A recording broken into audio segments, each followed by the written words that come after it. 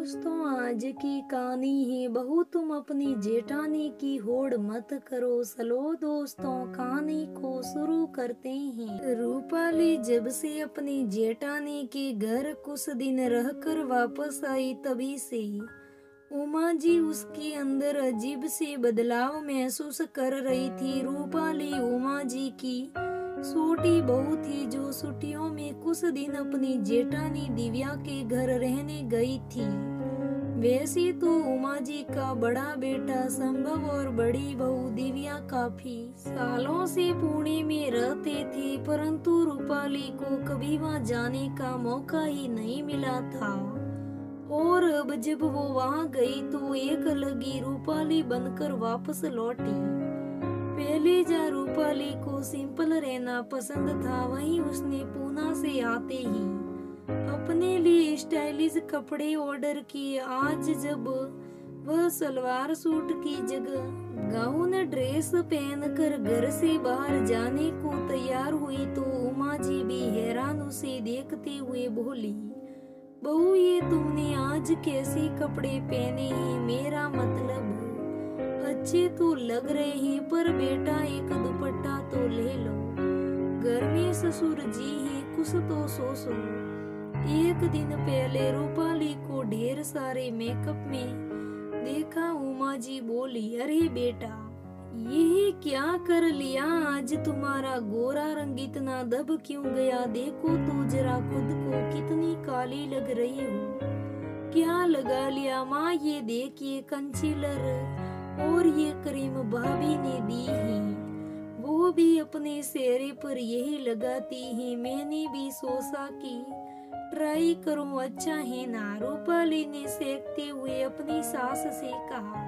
लेकिन बहू दिव्या के चेहरे पर बहुत सारे निशान हैं जिन्हें छिपाने के लिए वो ये सब प्रोडक्ट यूज करती है, पर तुम्हारा चेहरा तो दाग रहित कितना साफ है। तुम्हें इन सब की जरूरत नहीं है।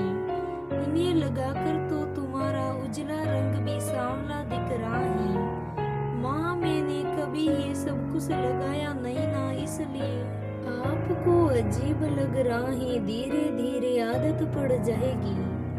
आखिर हमें हमेशा सुंदर बनकर रहना चाहिए। रूपाली तो जैसे अपनी ही रो में बह रही थी। उमा जी ने भी कुछ भी ना कहना बेहतर समझा। जब सामने वाले ने अपनी अकल के दरवाजे बंद कर लिए हो तो उसे खटकाने से बेहतर है कि खिड़की से अंदर जाने की कोशिश ही की जाए।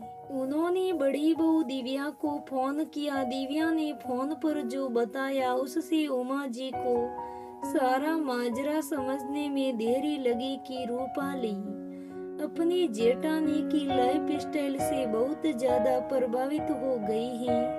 अगले दिन जब उमा जी की भाभी का फोन आया तो उन्होंने रूपाली को बुलाया और कहा, बेटा मेरी बड़ी भाभी सोनम जो सिंगापुर में रहती है, कुछ दिन के लिए भारत आ रही है और हमारे घर भी 6-7 दिन तो रुकेगी ही। भैया भाभी तुम्हारी शादी में नहीं आ पाए थे, इसलिए तुम उन्हें नहीं जानती हो कि वो हम लोगों से कितनी अलग हैं। एकदम बिंदास। मुझे तो समझ नहीं आ रहा है कि उनके हिसाब से मैं क्या क्या बदलाव करूं। यह तो अच्छी बात है माँ की मामी जी आ रही हैं, परंतु बदलाव कैसा? रूपाली ने समझने के लिए पूछा। देखो ना, वो विदेश में रहती हैं और हम छोटे से शहर में।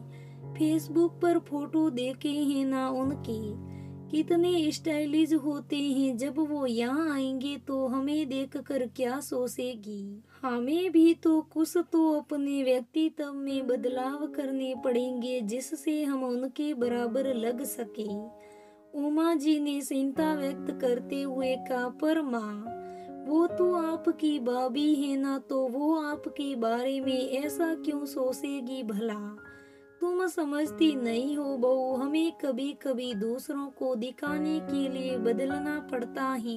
यह कहकर उमा जी अपने काम में लग गई। ये यहाँ अच्छा नहीं लग रहा है। ये भाभी से मैस नहीं करता, अपने आप में बड़बड़ाती हुई। दिन भर उमा जी पूरे घर में सामानों की उठा पटक करती रही। रूपाली को कुछ भी समझ नहीं आ रहा था। उसने पहली बार अपनी सास को ऐसा व्यवहार करते देखा था।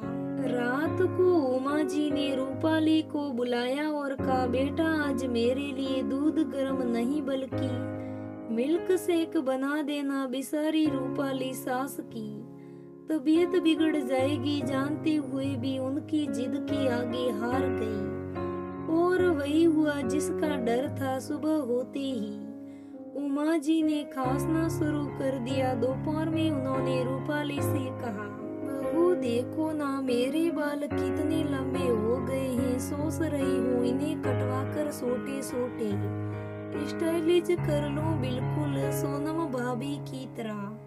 लेकिन माँ आपको तो अपने लंबे बालों से कितना प्यार है, कितनी देखभाल करती हैं आप इनकी, फिर सिर्फ दूसरों को देखकर अपने प्यारे सुंदर बालों की बलि क्यों देनी है? आपको हो क्या गया है माँ, आप मामी जी को देखकर क्यों खुद को बदलने में लगी हो? रूपाली ने पूछा। यही तो बात मैं तुमसे पूछना चाहती थी बहू रानी, क्यों तुम दिव्या को देखकर खुद को पूरी तरह बदलने की कोशिश कर रही हो? उमा जी ने आंखें चमकाते हुए कहा। तो ये सब रूपाली ने सब समझते हुए धीरे से कहा, हाँ तुम्हें सिखाने के लिए नकल के लिए भी अकल सही होती है। माना समय के साथ परिवर्तन जरूरी है, पर सिर्फ दूसरों को देखकर खुद का व्यक्तित्व ही बदल देना कहाँ की अक्लमंदता है। दिव्या ऑफिस जाती है, बच्चों को अकेले छोड़ना पड़ता है, उनका घर भी शहर से दूर है, फिर वो एकल परिवार में भी रहती है। ऐसे में जाहिर है उनका लाइफ स्टाइल अलग ही है और तुम्हारा अलग है, फिर इतनी होड़ क्यों हो गई तुम्हें परिवार से दूर होते हुए भी? दिव्या बहू ने अपने रीति रिवाज, तीर त्योहारों और संस्कृति से कभी समझौता नहीं किया। अगर सीखना ही है तो हर बात की नकल न करके उसके इन गुणों को अपनाओ। उमा जी ने रूपाली को समझाया। मुझे माफ कर दीजिए माँ, रूपाली बोली। पता नहीं कैसे मैं हर बात में इतनी प्रभावित हो गई भाभी से। सच में आपके समझाने का तरीका बहुत अच्छा था माँ, रूपाली ने सास को कृतज्ञता व्यक्त करते हुए कहा। हाँ हाँ, और तुम्हारे चक्कर में ये खांसी भी बैठे बैठाए मोल ले ली, उमा जी ने शरारती लिहाज में कहा। तो दोनों को हंसी आ गई। माँ जी आप चिंता मत करिए, मैं आपके लिए जल्दी से काढ़ा बना कर लाती हूँ, देखिए खांसी यूं सू हो जाएगी। कहती हुई रूपाली रसोई में चली गई। दोस्तों, बहुत से लोग दूसरों के व्यक्तित्व से इतना कदर प्रभावित हो जाते हैं कि बिना सोचे समझे अपने व्यक्तित्व की हर आदतों में बदलाव लाना शुरू कर देते हैं। अगर हम आप अपने अंदर बदलाव लाने की कोशिश भी करें, अगर हम बदलाव करना चाहते हैं तो अच्छी बातों को अपनाना अच्छी बात है, पर यूं दूसरों की नकल करना सही नहीं। क्या आप भी सहमत हैं मेरे विचारों से? मुझे कमेंट में जरूर बताना। अगर कहानी अच्छी लगे तो लाइक करना, शेयर करना, मेरे चैनल को सब्सक्राइब करना। धन्यवाद दोस्तों, फिर मिलेंगे।